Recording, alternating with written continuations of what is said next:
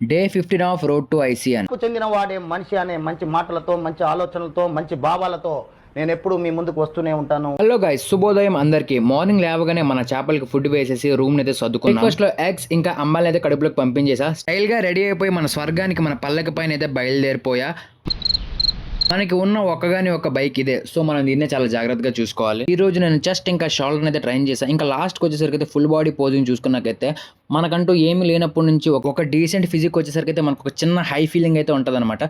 So ఇంకా నా టైంకి వచ్చేసి బీస్ట్ మూడ్లోకి అయితే వెళ్ళిపోయిన అనిపించింది. అండ్ ఇది ఇంకా యావరేజ్ అనమాట. మనం అయితే పీక్స్లో అయితే పెట్టుకున్నాం మన గోల్స్. స్టార్టింగ్లో చెప్పా కదా రోడ్ టు ఐసీఎన్ డే 15 అలాంటిది ఏం లేదు. జస్ట్ నేను నా సాటిస్ఫాక్షన్ కోసమే నేనైతే బాడీ బిల్డింగ్ చేస్తున్నా అంతే.